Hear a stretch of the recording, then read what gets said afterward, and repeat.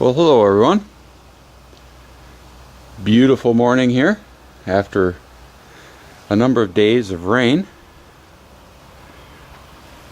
So we'll be out doing some, we got to cut the grass today.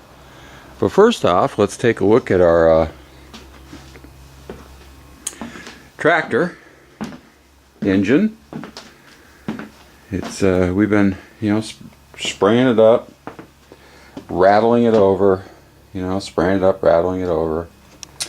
And you notice the front cylinder right here, you spray it up and the penetrant disappears reasonably quickly.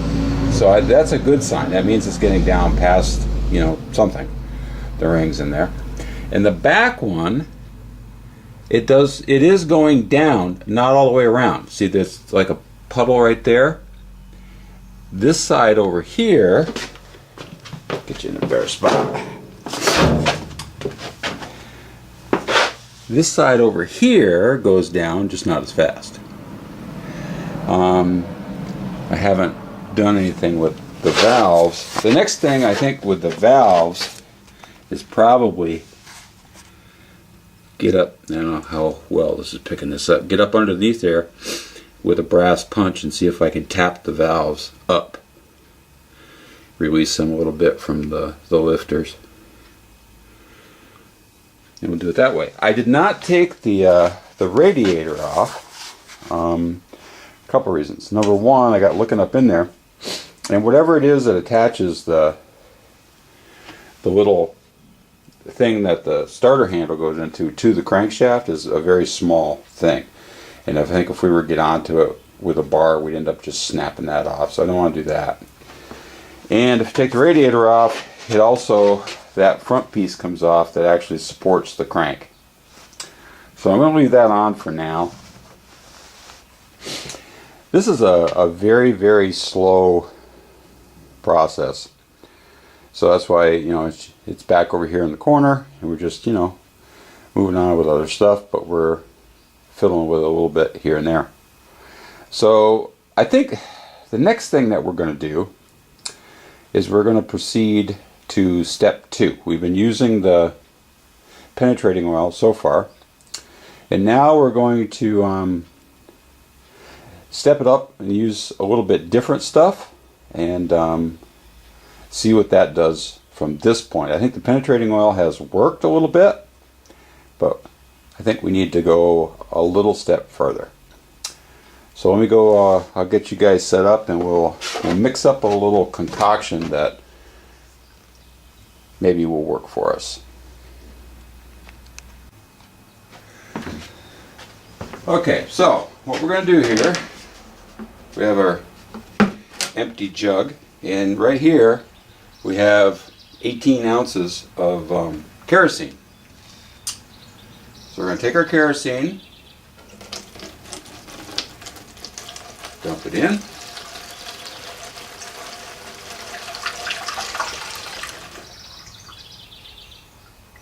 like so. Then we're going to mix, and like I say, this is 18 ounces, but it doesn't really matter. I mean, just as long as you have equal parts. And now we're going to put in 18 ounces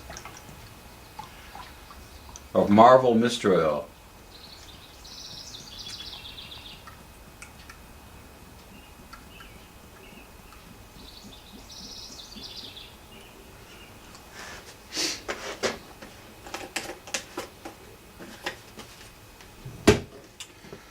So put that in.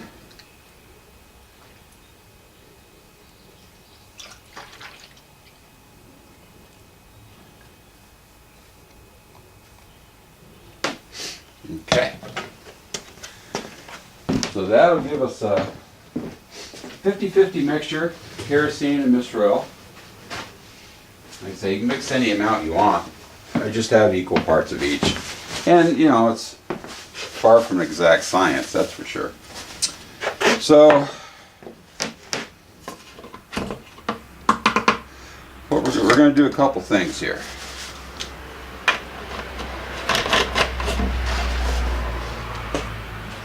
Give it a little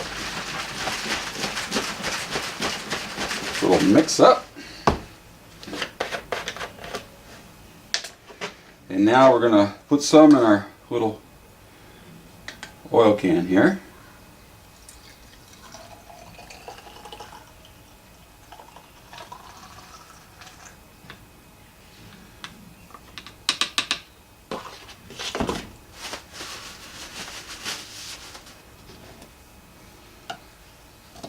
Okay, so our this pump oiler has got our mix in it. So far we're doing good. We haven't made a huge mess out of any of this.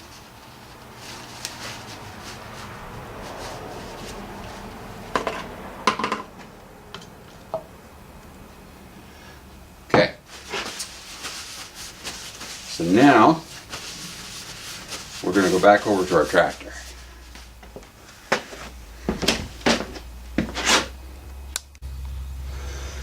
Alright, so what we're going to do is we're going to take our mixture and we're going to pour right directly into the cylinder. Oh, about an inch. And then on this one here, we're going to fill that about to there.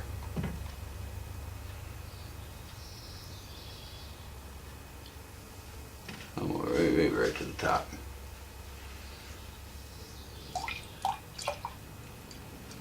Okay.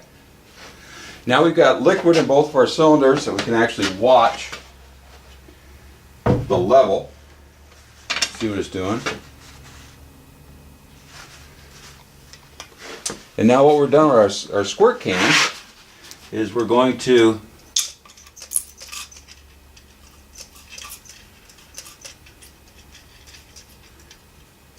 put a generous amount around all of our valves. And we're also going to put a generous amount down here on our lifters.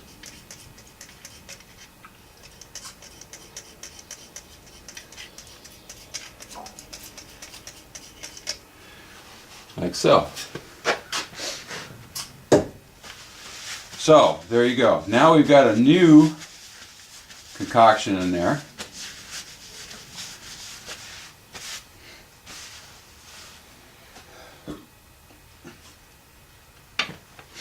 And hopefully it'll give us some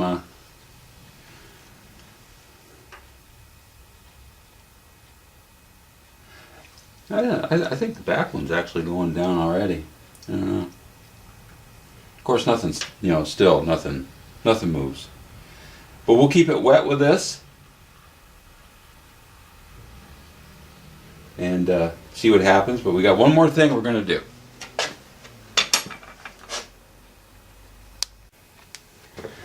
So we've got our crank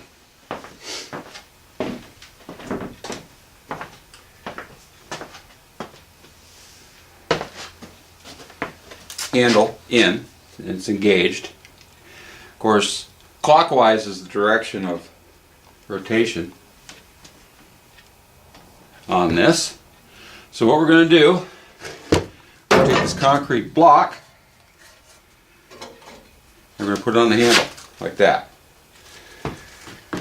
What that's going to do is it's going to give a little bit of a constant pressure trying to turn.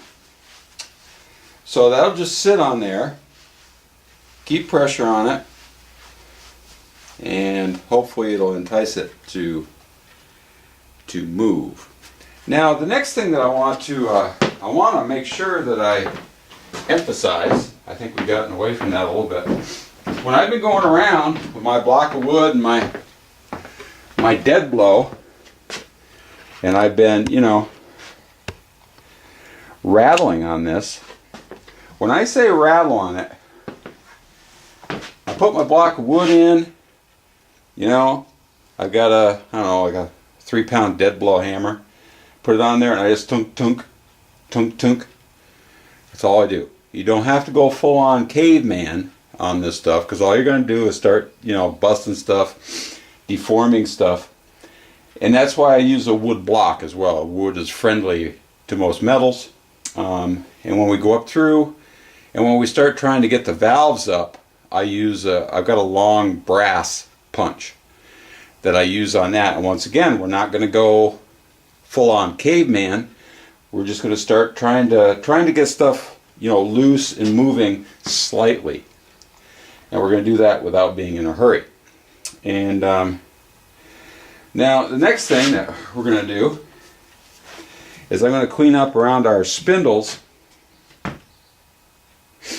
And here I'm going to start putting some of our concoction on the steering spindles and linkage in the front and in the top of the steering box here and in the top of the transmission. So we'll see if we can start getting some stuff moving a little bit. This I don't know if you guys can see it here.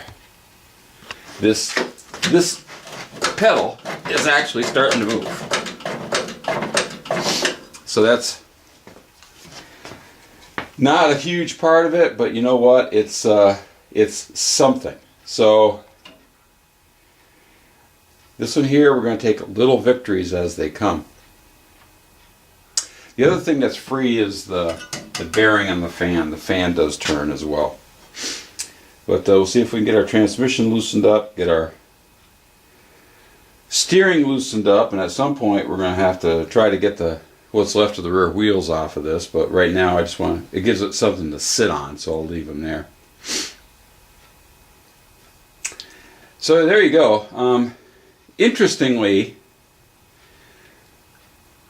as this here, I'll get you, grab you, see if we can if you guys can see this.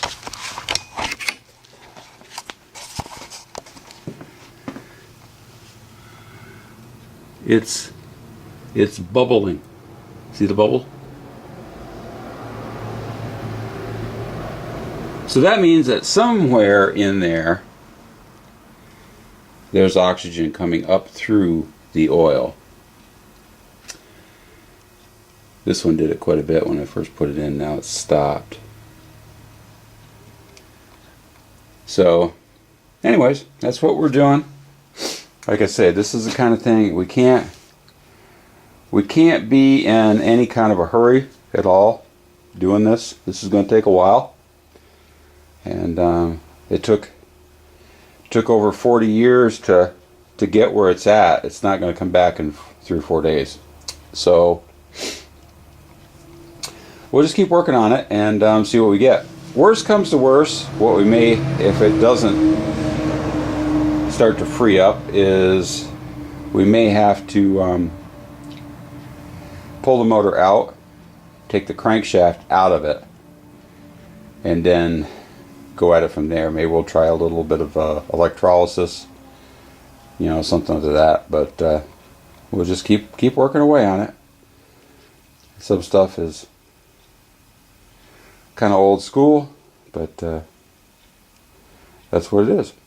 So anyways, that's just a little update on what's going on. And I guess until the next time, take it easy.